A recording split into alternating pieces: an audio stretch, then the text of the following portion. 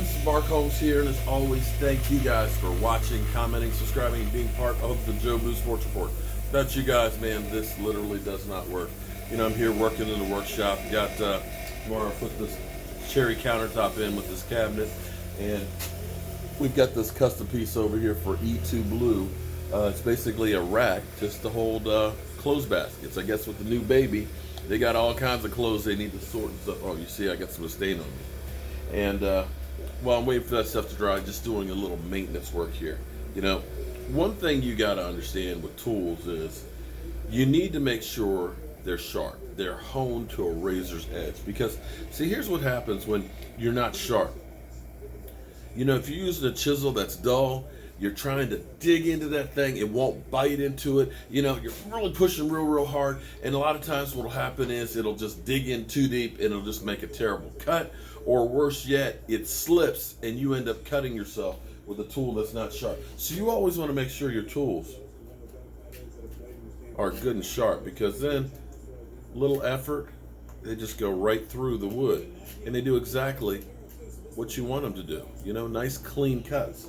And that's true. Yeah, that's what I'm talking about. That's true with just about anything. You want to keep your players, your team, and everybody razor sharp and stuff. Now, I know I'm going to sound like a bit of a whiner, and we all know that I'm in the tank for Dak Prescott, the power of four. I believe in the power of four, because I started this whole thing last year. You remember we had the Power 4 shirts. That's my Joe Boo shirts. I just ordered me some new ones. In fact, I've got them in colors now. So we got smoke gray, we got blue, we got red, and we got white on those. So mine will be here first of next week. I can't wait. But Power of 4. Understand that what that means is quarterbacks, usually on their fourth year, is when they take a big step forward, okay? If you look at Russell Wilson averaged about 3,200 yards passing, and his first 3 years, all of a sudden he goes way into the 4,000, has 30-some TDs and things like that. And that's the norm for most quarterbacks. You look at Troy Aikman, fourth year, he won the Super Bowl. The first 3 years before that, he was not that good. So that's one of the fours. The other four, he wears the number 4 in honor of his mother's birthday, which is on the 4th. He's a 4th-round draft pick. So that's my thing with the power of 4. But here's the thing that is kind of crazy to me, because we're 3-1. You think back to last year where we were 3-5 to start the season. We're in good shape, okay? We got a tough game this weekend against Green Bay Packers and stuff.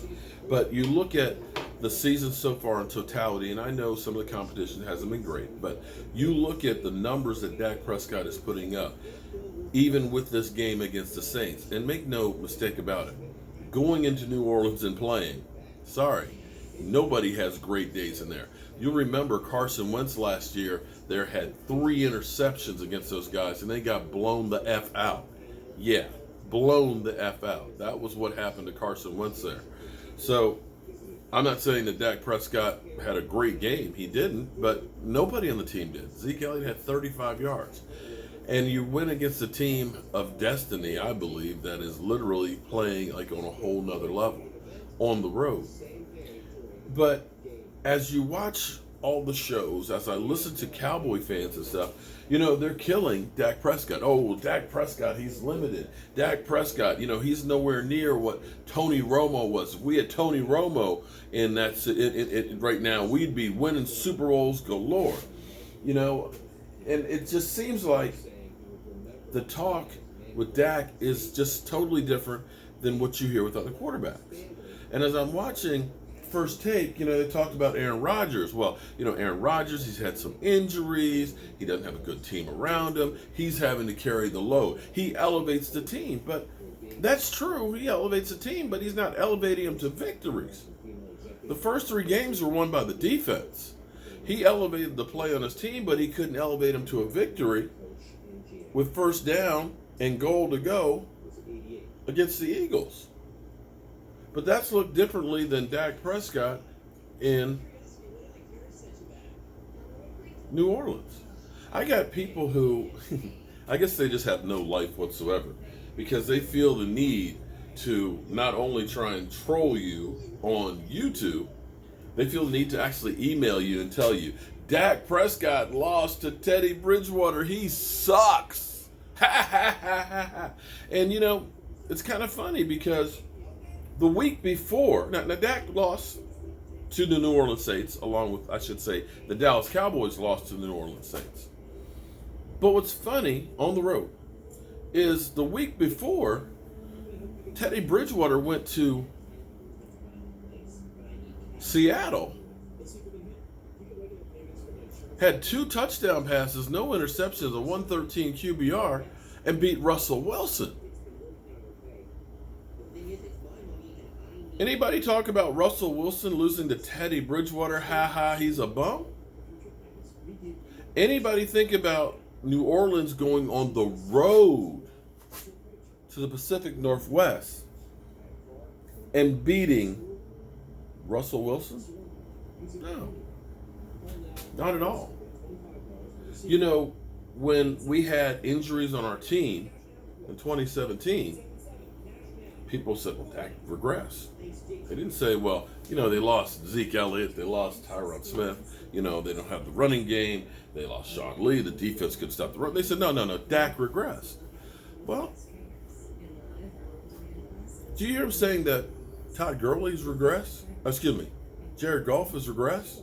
No, they say, well, their offensive line is terrible. Todd Gurley is not the same guy that he was. Teams have figured out the offense. As opposed to looking at Jared Goff, who's thrown in the last 12 games 14 interceptions, 12 TDs, and had 11 fumbles. They're not saying that guy regressed, right? And when we talk about paying Dak Prescott, I haven't heard anybody say he's overpaid. They paid him $30 million a year, and look what he's doing? No. We haven't even paid Dak Prescott, and people are saying he's already overpaid. And a lot of people will say, I go back to the Tony Romo thing. If we only had Tony Romo, damn. With this team around, we only had Tony Romo. Here's what's interesting. You guys that hate Dak Prescott, right now, let me just give you this. Because I asked this question before. I said, what would it take for you to believe in Dak Prescott? 4,000 yards, 30 TDs, what? Right now, today, as we said, Dak Prescott is on pace for 4,572 yards, 36 TDs, 12 interceptions, 72.4 completion percentage, a 113.7 QBR, and averaging 9 yards downfield. So everything that people have said that Dak can't do, they said he can't throw the ball downfield. Interesting stat, I wish I actually had it in front. I'll put it on the thumbnail here. Interesting stat is Dak is throwing downfield a lot more this year and having a lot of success with it. It's opened up the playbook because Scott Linehan didn't allow them to do that. That's one of the things that's stretching the field. That's definitely doing good. So the whole dink and dunk thing, 9 yards per average is one of the highest in the NFL right now. So he's going downfield. They said we can't win without Zeke, but we're 4-3 when Zeke hasn't played. I know we lost against New Orleans. It's not something that doesn't happen. In the same way, we've lost to Green Bay. The last couple of times Aaron Rodgers has been to Dallas, he's won. And we're not really good in recent history against Green Bay. So that's not just a Dak thing, that's a Dallas thing. So people say, if only we had Tony Romo. Now we go back to Tony Romo's 2014 season, the season that we feel like we were robbed. Much like New Orleans with, the no call on the pass interference, we had the catch, no catch. And you look at those two teams as kind of parallels of teams that should have been possibly in the Super Bowl. But in that year in 2014 that we think about Tony Romo, he had 3,705 yards, 34 TDs, 9 interceptions, 69 completion percentage, a 113.2 QBR, and 7.8 per game. Those are the numbers right there. Dak's on pace for 800 more yards, 2 more TDs, now granted 3 more interceptions, 3% higher completion percentage, and a 0.5% higher QBR, and 1.2 yards further down the field on pass. One game, Dak is terrible. Take a look around the NFL, and I want you to look again. Oh, one other thing, mind you, too. Because we're told Dak can't win without Zeke Elliott. That year, Tony Romo, that team, DeMarco Murray had the Dallas Cowboys rushing record for a season at 845 yards, led the NFL. Think about all the other years that we didn't have a running game with Tony Romo. Did you really feel that those were Super Bowl teams without him? Understand, even though they keep telling you Cowboys are 1-8,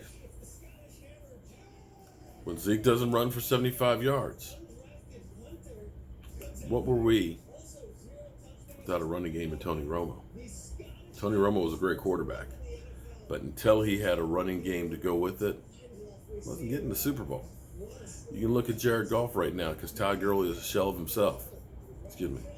Yeah, Jared Goff. Without that running game, not quite as effective.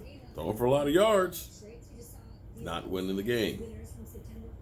Look at Aaron freaking Rodgers. No running game. Threw for over 400 some yards. Lost to the Eagles. Eagles, on the other hand, Carson Wentz throws for what? 160 yards? They win. Running game is important. I don't care how good the quarterback is. You still need a running game. So haters, move the fuck on.